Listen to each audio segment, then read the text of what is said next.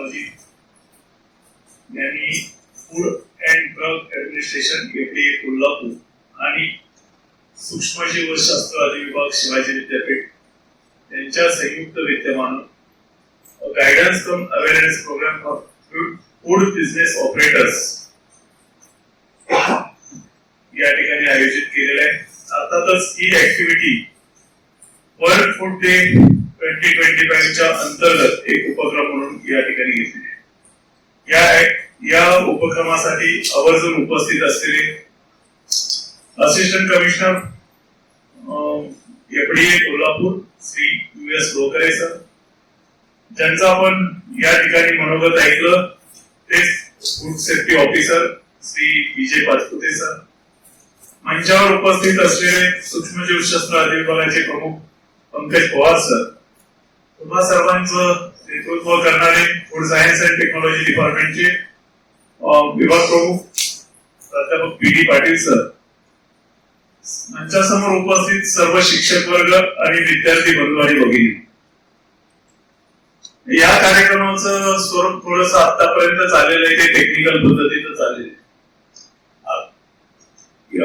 FSSAI म्हणजे काय, food safety act काय आहे, आपण कुठली काळजी घ्यायला पाहिजे, कायद्याच्या तरतुदी काय आहेत, शिक्षा काय आहे, याच्या संदर्भातली सगळी काही माहिती आपण ऐकली.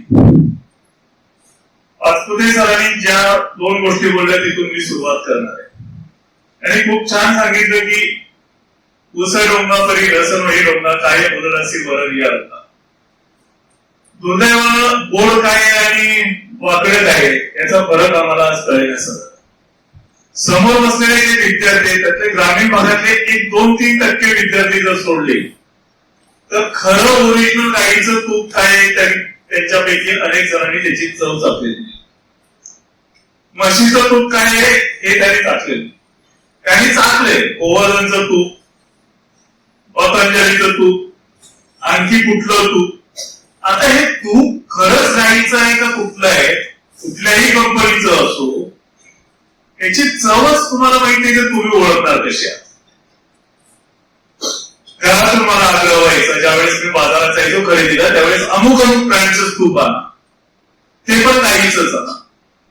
म्हटलं का, तर म्हणे नाही ते खूप चांगलं असतं.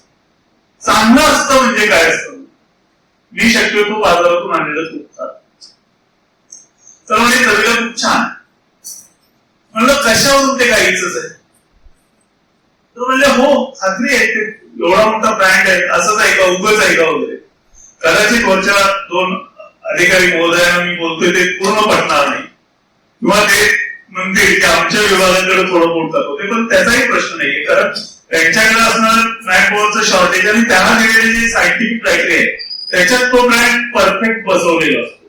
त्यामुळे ते त्याच्या बाबतीत करतात कसं करतात वगैरे असा माझ्या बोलण्याचा येत नाही. पण मी प्रश्न विचारला की एकदा कोल्हापुरातला त्या कंपनीचा डिस्ट्रीब्युटर होता, तो मित्रच असल्यामुळे त्याला विचारलं की कोल्हापूरमध्ये साधारणपणे किती हे तूप खपतं. तर त्याने सांगितलं साधारणपणे 1-2 क्विंटल आम्ही मागवतो आणि ते जातं, ठराविक गिराईक घेतात, बाकीच्या तुपापेक्षा जास्त रेट असतात. मग मी विचार केला की कोल्हापूरमध्ये कोल्हापूर जिल्ह्यासाठी इतकं येतं, मग भारतातले जिल्हे इतके आहेत, तर एवढं गाईचं तूप तयार करण्यासाठी गाई किती लागत असतील, ते त्यांच्या कुठल्या गोट्यात बांधलेले असते. शक्यच नाही, शक्यच नाही. काय आपण आजची परिस्थिती अशी आहे, जिभेला जे चांगलं वाटतं, जिभेला जे आवडतं ते आपण खाल्लं पाहिजे, कारण त्याच्यामुळे आपल्या जिभेला आनंद मिळतो, मनाला आनंद. आणि जे चांगलं दिसतं ते खायचं असतं कारण ते जगाला दाखवायचं असतं.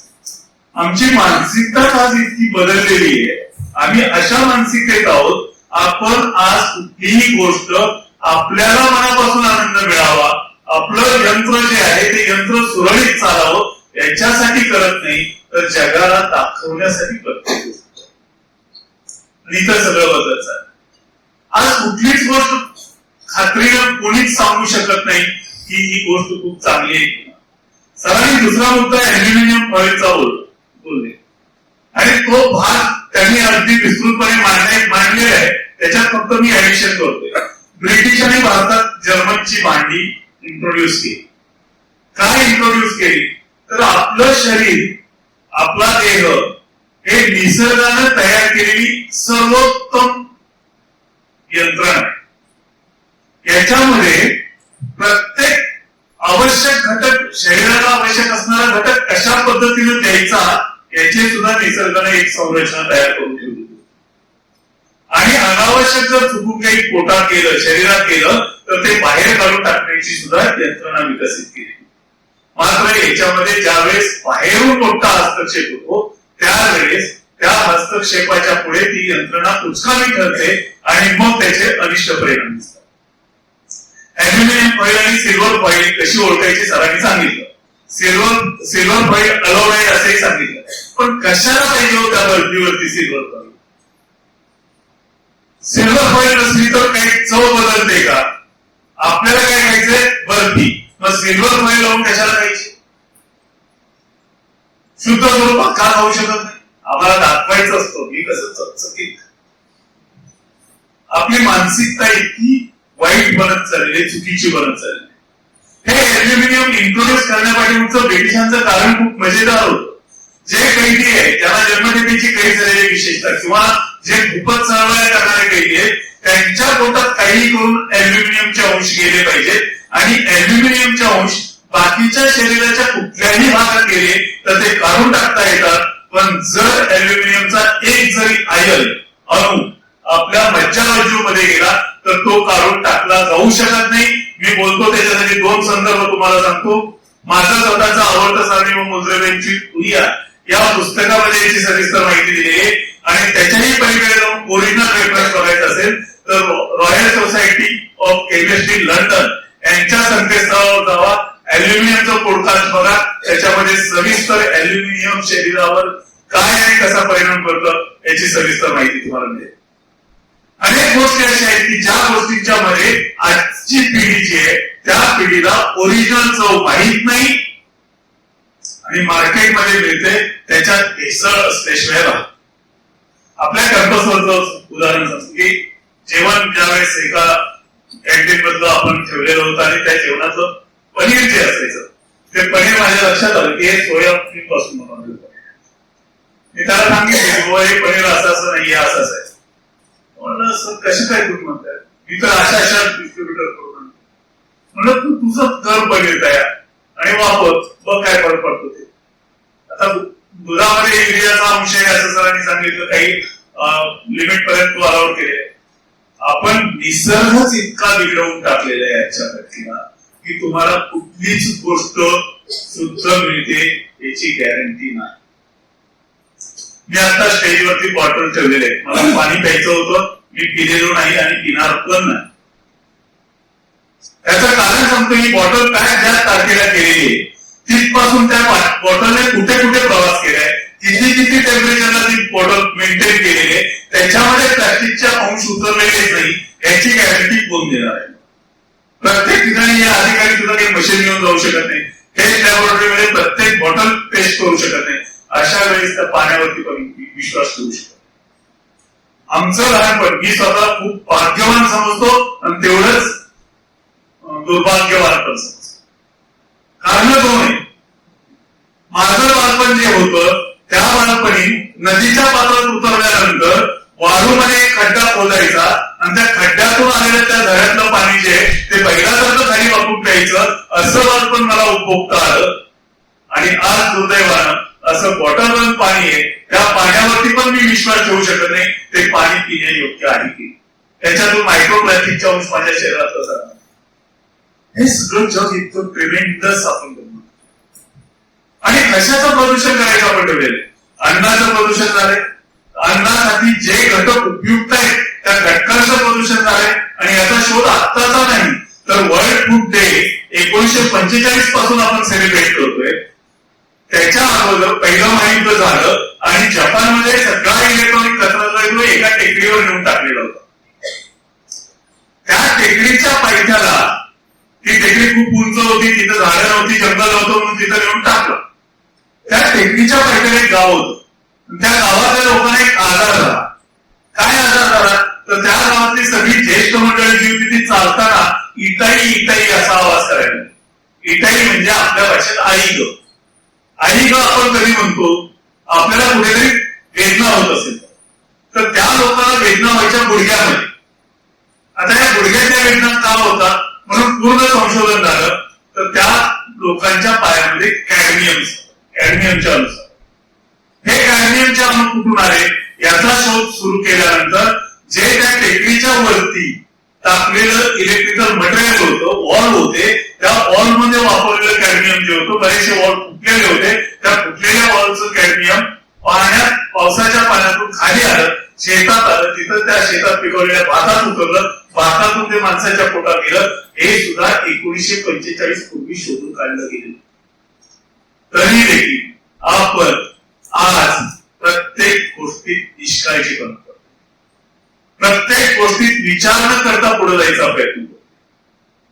प्रत्येकात खरं सांगायचं तर तुमच्या विद्यार्थ्यांच्यासाठी मला असं एक वाटतं, कुलसचिव म्हणून वाटतं, एक पर्यावरणाचा विद्यार्थी म्हणून वाटतं की तुम्ही फार मोठ्या पैशाच्या मागे लागून एक छोटस इव्हेंट तयार करावं.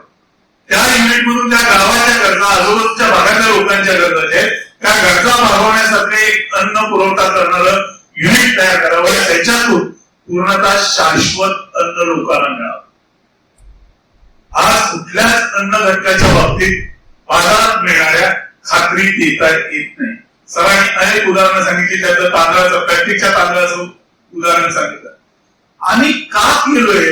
पूर्वीची जी पद्धत होती, मुसळ असायचं, त्या मुसळाच्या किती छान गोष्टी आहेत, तुम्ही ऐकलेत की नाही मला माहित नाही. श्रीकृष्ण म्हणजे फार खोडकर होता, त्या श्रीकृष्णाला उकळा मुसळाला बांधून ठेवलं जायचं. हे मुसळ आज बघायला मिळत नाही. आम्ही मशीन मध्ये सडलेला कव्हर काढलेला तांदूळ आणतो आणि तो तांदूळ खायला सुरुवात करतो. आपण घरात तांदूळ साठण्याची प्रक्रिया सोडून दिली तर कष्ट जास्त पडतात. प्रत्येक गोष्ट आपण जी बदलत गेलोय ते कष्ट जास्त पडतात म्हणून बदलत गेलोय. त्याच्यातून आपण चव बदलली, रंग बदलला, रूप बदललं, सगळं जे ते कृत्रिम जे आहे ते कृत्रिम आपलंसं करून आपण जगायला लागलो. मला खूप काल आनंद वाटला की तुम्ही काही आपल्याकडची तृणधान्य जे त्या तृणधान्यांचे पदार्थ तयार केले, त्यांच्या टेस्टही छान आहे. कारल्याची बिस्किट, ते पण कडू जास्त न लागणार असं एक छान प्रॉडक्ट तुम्ही तयार केलं. ह्या सगळ्याला सरकारी मानकातून तुम्हाला मान्यता घेतल्याशिवाय मोठा बिझनेस तर करता येणार नाही. मात्र तो करत असताना आपण किती त्याच्या पाठीमागे लागायचं याचा थोडासा कुठेतरी विचार. जास्तीत जास्त पैसे मिळालेत म्हणून गाईचं तूप असो, म्हशीचं तूप असो, तुम्हाला चव माहित नाही, कस्टमरला चव माहित नाही म्हणून कुठलंही तूप विकत राहायचं. मला खरंच सांगा, आज टनानं, कित्येक टनानं दररोज तूप विकणाऱ्याकडे गिर गाईचं दूध कुठून येत असत. केमिकल कंपोजिशन साठीचे पॅरामीटर जे दिलेले ते पॅरामीटर परफेक्ट ठेवून आर्टिफिशियल मेथडनं सगळं काही तयार करण्याच्या यंत्रणा विकसित झालेत. त्या कायद्यातून स्वतःची सुटका करून घेतात आणि त्याच्यातून बरेचसे प्रॉडक्ट येतात. आपल्याला जर खरंच आजी यावर्षी आपल्याला थीम देण्यात आलेली आहे, सस्टेनेबल फूड सिस्टम, शाश्वत अन्न पद्धती, याचा जर विचार करायचा असेल तर निसर्गाचा मुळापासून विचार करायचा. आणि निसर्गाचा मुळापासून विचार करायचा असेल तर निसर्गातले कोणकोणते घटक आपल्याला उपयुक्त होते, कोणत्या पद्धतीने निसर्ग पद्धती विकसित झाले याचा खूप सूक्ष्मपणे अभ्यास करण्याची गरज आहे. एक सिंपल उदाहरण देतो जे तुमच्यापैकी अनेकांनी बघितलं असेल. कुत्रा काय खातो? बिस्किट खातो, ब्रेड खातो, भाकरी खातो, मटणाचा तुकडा टाकला तर पोळी खातो, बरोबर आहे. पण कुत्रा गवत सुद्धा खातो. कुत्रा गवत कधी खातो? त्याच्या पोटात वेदना व्हायला. निसर्गाने किती सूक्ष्म विचार केलेला आहे. आणि निसर्गातल्या प्राण्यांना या गोष्टी कळतात पण माणसाला या गोष्टी कळत नाही. तुमच्यापैकी किती जणांनी जंगलात जाऊन खया फळांचा आनंद घेतलेला आहे, कुठलीही फवारणी न केलेली आहे? तुमच्यापैकी किती जणांना धामणे एक खूप सुंदर फळ आहे आणि त्याची चव आंबटगोड पोरात इतकीच सुंदर आहे हे माहित आहे? पांढरपळी किती जणांनी खाल्लेली? पांढरपळीची फळं कॅम्पसवर त्याची झाडं कुठे आहेत माहित आहे का?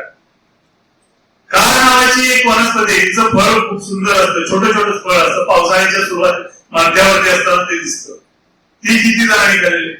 निसर्गामध्ये अशा अनेक गोष्टी आहेत की ज्या गोष्टी माणसाला पूरक असणाऱ्या निसर्गाने यापूर्वी क्रिएट करून ठेवले. आम्ही त्यांची सगळ्यांची ओळख विसरलेलो आहे, कारण आता आमचं युग हे फास्ट झालेलं आहे. आम्हाला ते वेगळ्या कारणासाठी वापरायचं असतो. त्याच्यामुळे आम्ही आमच्या स्वतःच्या शरीराची काळजी घेण्यापासून खूप खूप खूप खूप दूर जातो. बिस्लरी पाणी, बिस्लरी पाणी, बिस्लरी हे एका ब्रँडचं नाव आहे, हे विसरून आम्ही आता वॉटर गन पाण्याला बिस्लरी पाणी म्हणतो. कंपनी कुठली असो, इतकं आम्ही त्याच्यात वाढतो. खूप विचार करण्याची गरज आहे. तुमच्या जनरेशननं बाकीचे जे लोक आहेत, छोटे उद्योग आहेत, अन्न पुरवतात, प्रोसेस फूड जे देणारी लोक आहेत, त्यांच्यातली अनेक लोक ठराविक तेवढाच एक काळ बिझनेस करतायत कोल्हापूर. हे खूप छान पद्धत आहे. काही वडेवाले त्या दिवशी तर त्यांचं 15 लिटरचं कॅन त्या दिवशी 1 वाजेपर्यंत वडे विकायचे, दुपारी नंतर बंद. ते त्यानंतर दुसऱ्या एका डब्यामध्ये ओततात आणि ते पाठवून पण देतात. खूप चांगले असे व्यवसाय करणारे, त्यांनाही वाटतो पैसे खूप मिळाले पाहिजे, खूप मिळाले पाहिजे, आपला एक 4 मजली कॉलेज राजवाडा तयार झाला पाहिजे, पण नाही करत. प्रिन्सिपल बिझनेस फूड सिस्टीम मध्ये तरी पाहिजे. शाश्वत अन्न पद्धतीचा विचार करत असताना त्याच्याचा दुसरा पार्ट जो आहे तो महत्वाचा आहे. आज आपल्या पिढीला चांगलं अन्न मिळालं पाहिजे इथपर्यंतचा पार्ट आपण बघतो. त्याच्या पुढचा पार्ट महत्वाचा आहे की आपल्या गरजा भागवत असताना आपण पुढच्या पिढीच्या गरजांच्या वरती परिणाम करणार नाही अशा पद्धतीने आपल्या पिढीच्या गरजा भागवतो. दुर्दैवानं आमच्या पिढीपर्यंत तर कुणी पुढच्या पिढीचा विचार केला नाही. आमच्या सरकारला ज्याला काही कळतं त्याला लोक वेगळ्यात काढतात किंवा त्याचं फार मनावर घेत नाही, कारण आपण शिकलोय चुकीचं. किती चुकीचं शिकलोय माझं विचारलेलं, त्याच्यामुळे काही उत्तर यावेळेस बरेचशी लोक देतील, पण या 2 मंडळींना पण मी माझं ते प्रश्न आणि उत्तर सांगतो. काय चुकीचं शिकलोय आपण? आपल्या मूलभूत गरजा कोणत्या विचारल्या की आमच्या लगेच बोर्डवर येते, सगळ्यांना उत्तर पाठ असतं, उत्तर आम्ही घेऊन टाकतो अन्न, वस्त्र आणि निवारा. हे चुकीचं शिकलोय. त्यातली अन्न ही एकच फक्त आपली मूलभूत गरज आहे. मग आपल्या मूलभूत गरजा कुठल्या आहेत? तर अन्न, पाणी आणि हवा हे आमच्या मूलभूत गरजा आहेत. आणि ज्याला हे माझं उत्तर पटत नसेल त्यानं 7 मिनिटं स्वतःचा श्वास कोंडून दाखवावा. स्वतःचा श्वास कोंडून दाखवायचा, दुसऱ्यावर प्रयोग करायला कृपया जाऊ नका. म्हणून दाखवा. शक्य आहे का? नाही. मग हवा ही आपली मूलभूत गरज आहे का? आपण शिकतोय काय? वस्त्र आणि निवारा, त्या मूलभूत गरजा नाही.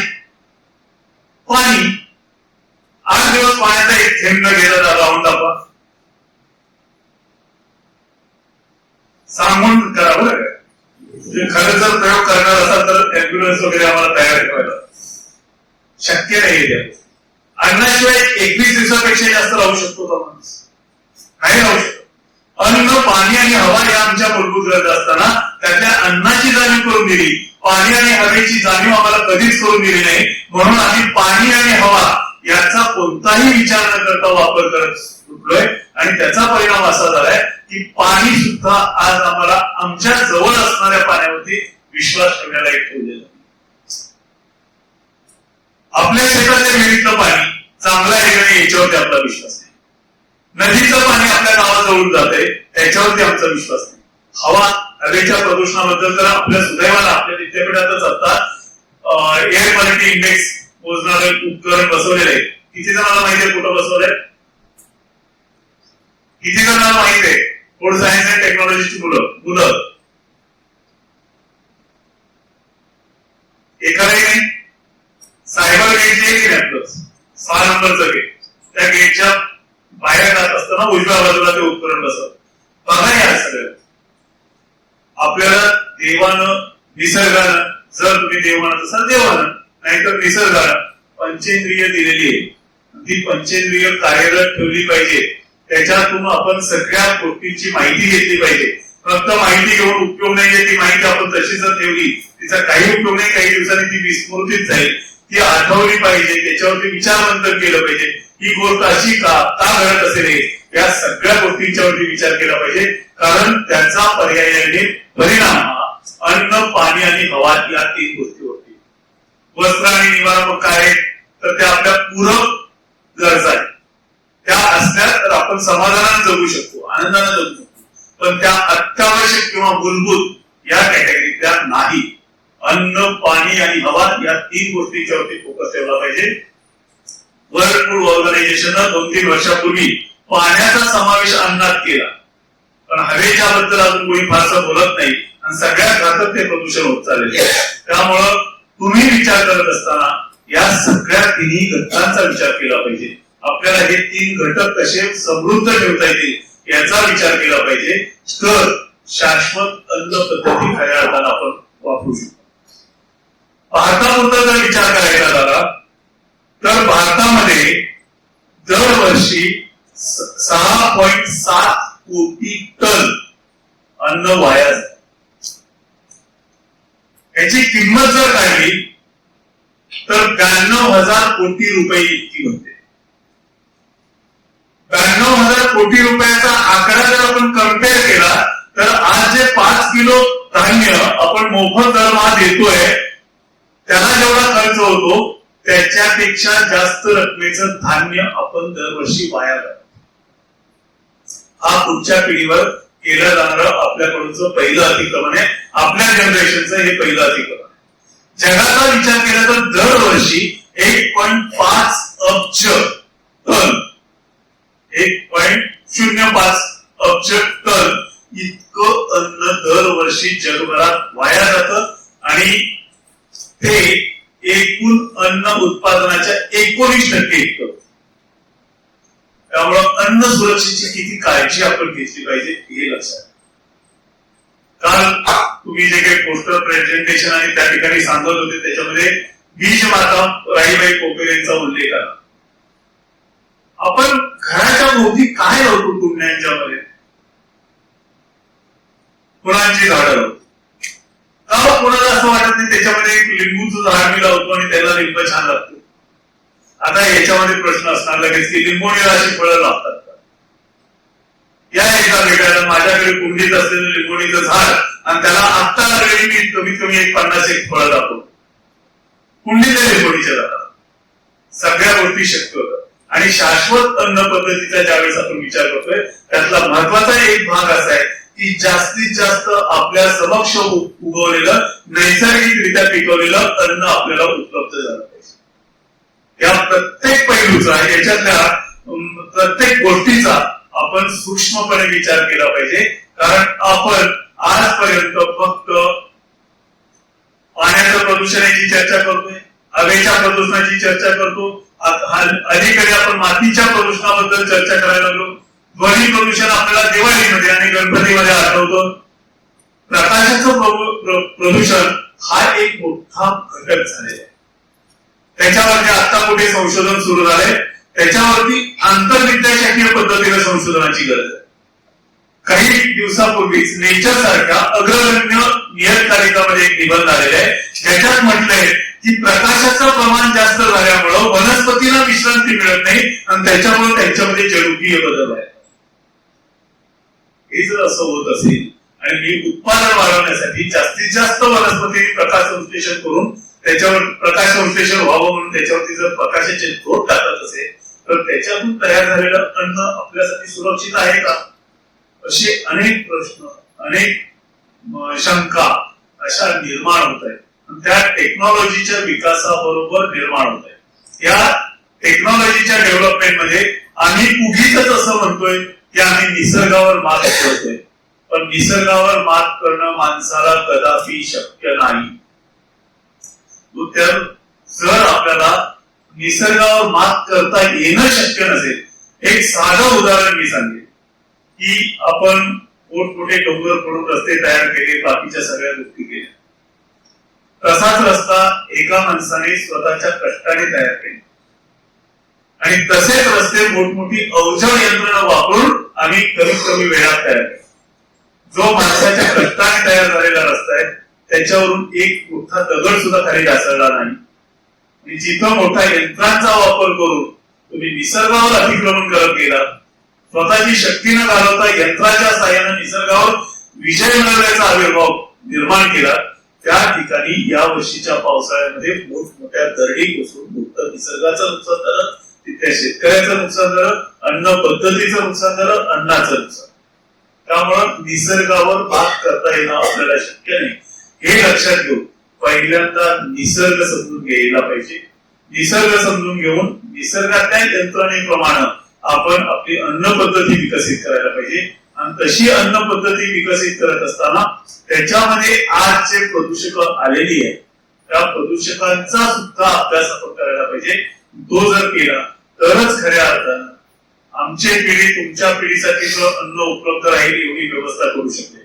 पण तुम्ही तुमच्या पिढीसाठी व्यवस्था करू शकाल, त्याच्या पुढच्या पिढीसाठी तुम्ही काय ठेवणार हा सगळ्यात मोठा प्रश्नचिन्हाचा भाग आहे. आणि ते जर शाश्वत स्वरूपात ठेवायचं असेल तर निसर्गाशी संवाद पुन्हा तितक्याच ताकदीनं प्रस्थापित करायला पाहिजे. निसर्ग बोलतो, निसर्ग सांगतो, निसर्ग सगळ्या गोष्टींचं उत्तर देतो हे मला थोडं कळालेलं, 1% कळालेलं आहे. असं 1% पण नाही असं म्हटलं तरी चालेल, पण थोडं कळायला लागले. निसर्ग किती सांगतो आपल्याला प्रत्येक गोष्टीचं, आणि प्रत्येक गोष्टीची उत्तर आहेत. अन्नाच्या बाबतीत आहेत, आरोग्याच्या बाबतीत आहेत, प्रत्येक आजारावर औषध, प्रत्येक आजारावर निसर्गामध्ये औषध. मलेरिया सारख्या औषधाला सिंकुणाची सालच वापरली जाते, सिंकुणाच्या सालीपासूनच आज टॅबलेट तयार केले जातात. प्रत्येक गोष्टीला औषध. आपल्या कॅम्पसवरती एक झाड आहे, त्या झाडाची मुळी साप चावल्यानंतर, कुठल्याही प्रकारचा साप चावल्यानंतर पहिल्या 10 मिनिटात जर उगाळून लावली तर विषारी सापाचा विष सुद्धा चढत नाही. मी तुम्हाला ते चुकूनही झाड दाखवणार, कारण कोरोनाच्या काळात गोळवेल अशी सगळीकडे पसरली, कॅम्पसवरची गोळवेल किती ओरबडली गेली हे मी स्वतःच्या डोळ्यांनी पाहिलेलं आहे. पण पहिल्या 10 मिनिटात. आता ह्या गोष्टीचं ज्ञान आपल्याला नसल्यामुळं, त्याला असणाऱ्या अतिशय धारदार कार्यामुळं आम्ही त्या झाडाला चुकून टाकतो. मात्र निसर्गात प्रत्येक गोष्टीची उत्तर आहे. तो संवाद आपण साधला पाहिजे. तो संवाद निसर्ग आपल्याशी करायला उत्सुक आहे. आपण निसर्गापासून खूप लांब पडतो. एक साधं उदाहरण देऊन मी आपली रजा घेणार आहे. ते उदाहरण अर्थातच अन्नाच्या बद्दल नसलं तरी पाण्यासाठी महत्वाचं उपयुक्त उदाहरण आहे. मागच्या 7 वर्षापासून निसर्ग पावसाबद्दल काय बोलतो हे मी शोधायचा प्रयत्न करतो. आणि मागच्या 5 वर्षाचा पावसाचा अंदाज जो आहे तो निसर्ग काय सांगतो हा मी शब्दबद्ध केलेला आहे. आणि त्यावर हुकूम पाऊस पडलेला आहे. या वर्षीच्या पावसाच्या बद्दलच 25 मे 2025च्या पुढारीच्या पुरवणीमध्ये मी लेख लिहिलेला आहे. आणि त्याच्यात मी सुस्पष्ट भाषेत म्हणलंय की पाऊस चांगला पडेल, शेतकऱ्याने शेतात लक्ष ठेवलं पाहिजे, पिकं काढणीच्या वेळेस पावसाचा दणका बसण्याची शक्यता वगैरे सगळं लिहिलेलं आहे. आणि कोल्हापूर बद्दलचं बाकीत असं आहे, पूर सदृश्य परिस्थिती निर्माण होईल पण पूर येणार नाही. कोल्हापूरला पूर नाहीये. विदर्भात काय झालं, मराठवाड्यात काय झालं, सोलापूरमध्ये काय झालं तुम्ही सगळ्यांनी बघितलंय. कोल्हापूरमध्ये पूर येणार नाही हे निसर्गानं सुस्पष्ट झालं. 23 साली संपूर्ण शास्त्रीय पद्धतीची विश्लेषण जी आहे ती सांगत होती की 110% पर्यंत महाराष्ट्रात पाऊस पडणार. म्हणून मला आता गुगल ताई आपल्याला सगळी मदत करते आणि सगळे रेकॉर्ड उपलब्ध करून देते. त्या वर्षी सुद्धा मी लिहिलेलं होतं की सुरुवात पावसाळ्याची चांगली होईल, पाऊस चांगला पडेल, पेरण्या होतील, मात्र त्यानंतर महाराष्ट्राकडे पावसाने पाठ फिरवलेली असेल. अर्थात हवामान खात्यापासून सर्व शास्त्रीय लॅबोरेटरी जे आहेत त्यांचं विधान जे होतं ते खोटं म्हणायचं का तर नाही. त्यांची जी मॉडेल विकसित केली आहे त्या मॉडेल्स प्रमाणे त्यांनी सांगितलेले अंदाज परफेक्ट होते. त्याच्या प्रमाणात पाऊस केरळमध्ये आला, गोव्यात आला, मुंबईपर्यंत पोहोचला. मुंबईत पाऊस असताना अरबी समुद्रामध्ये कधी ना कधी मोठे चक्रीवादळ तयार झालं, त्याने सगळा पाऊस उत्तर भारतात नेला आणि महाराष्ट्र अख्खा कोरडा राहिला. मी ज्योतिषी नाही, मला देव स्वप्नात येऊन काही सांगत नाही, हे निसर्ग सांगतो. तोही या कॅम्पसवरचा निसर्ग सांगतो. लक्षात आपण आपलं जगणं जे ते निसर्गाला समजून निसर्गाशी आपलं नातं जोडून जर जगायचा प्रयत्न केला तर निसर्ग आपल्याला भरभरून द्यायचा प्रयत्न करतोय, तो कायम द्यायला तयार आहे. आपण घेणारे जे आहोत आपली जोडी फाटकी, ती फाटकी जोडी कुठं कुठं फाटलेली आहे, तिला ठिगळं कुठं कुठं लावायची गरज आहे हे तुमच्या पिढीनं ओळखलं पाहिजे, ती ठिगळं जोडली पाहिजे, तर त्याच्यामध्ये काहीतरी संचित साचेल आणि ते तुमच्या पिढीसाठी, तुमच्या पुढच्या पिढीसाठी आणि त्याच्यानंतरच्या पिढ्यासाठी सुखरूप राहू शकेल. अन्यथा स्टीफन हॉकिंग यांचं शेवटचं स्टेटमेंट सांगून मी थांबणार आहे. स्टीफन हॉकिंग यांनी सांगितलेलं आहे, माणसाचा निसर्गात असाच जर अविचारी हस्तक्षेप सुरू राहिला तर या पृथ्वीवर शेवटचा माणूस, शेवटचा श्वास 2600 सालापर्यंत येईल. आपण ठरवायचंय आपलं नाव अजरामर राहण्यासाठी, पुढच्या पिढीला, त्याच्या पुढच्या पिढीला भोगण्यासाठी, पुढची पिढी अस्तित्वात राहायची असेल, तिला जर या पृथ्वीवर जगू द्यायचं असेल तर निश्चितपणे त्या निसर्गाला जोडलं गेलं पाहिजे. निसर्ग जे अन्न घटक देतो त्या अन्न घटकांचा विचार, अभ्यास पहिल्यांदा केला पाहिजे. सर्वसामान्य माणूस हा अभ्यास करू शकणार नाही, पण फूड सायन्स अँड टेक्नॉलॉजीच्या विद्यार्थ्यांनी तरी हा निसर्गाचा करेक्ट जास्तीत जास्त अभ्यासला पाहिजे. त्याच्यातले एक एक छोटी छोटी ब्रँच घ्या, त्या ब्रँचचा अभ्यास करा. काल जे तुम्ही प्रॉडक्ट केले, मी रिक्वेस्ट करेन तुमच्यापैकी ज्यांना इंटरेस्ट असेल त्यांनी रील्स थोड्या कमी कराव्यात, मनोरंजनाचा वेळ 2 तास कमी करावा, हे प्रॉडक्ट तयार करावे आणि कॅम्पसवरच्याच आपल्या कंझ्युमर स्टोअरच्या तिथल्या आउटलेटमध्ये 2 तास उपलब्ध करून द्यावे. क्वालिटी प्रॉडक्ट ज्याच्यात काहीही हार्मफुल नसेल तेवढंच प्रॉडक्ट प्रोड्यूस करायचं, तेवढंच विकायचं, त्याच्यातून पैसे कमवणे हा हेतू. मात्र तुम्हाला कळेल लोकांच्या मध्ये सुद्धा एक वेगळी चव पोहोचेल, लोकांना खरी चव कळेल. अशा पद्धतीचं कार्य तुमच्या हातून व्हावं अशा मी तुम्हा सर्वांच्याकडून अपेक्षा व्यक्त करतो. आपण कायद्याचं ज्ञान पाहिलेलं आहे, गुन्हे कसे नोंदवले जातात, कुठल्या कारणासाठी नोंदवले जातात हे सरांनी सांगितलं. दिवाळीचा सण असल्यामुळं तेलाचंही सांगितलं. मी असं परत रिक्वेस्ट करेन की तुम्ही सगळेजण घरी गेल्यानंतर आईच्या बरोबर जरा फराळ करू लागतो. मुलगा असेल नाही तर मुलगी, असं काही बंधन नाही. आता मुली पण आता मागण्या घालत नाहीये, सगळे बरोबर आहे आणि नंबर कोणाच्या पेक्षा जास्त झालाय. त्यामुळे मुलांनी पण जरा किचन मध्ये जाऊ, फूड सायन्सच्या आवर्जून जाऊ आणि काय वापरतात घरात आवर्जून सांगावं की रंग वापरू नका. देखणं दिसण्यापेक्षा गुणी असणं महत्वाचं असतं, हे उशिरानं कळतं, ह्या वयात फारसं कळत नाही. म्हणून तर माणसं झटाझट लग्न करतात, पुढं काय होतं त्याच्यावर भाष्य करत नाही.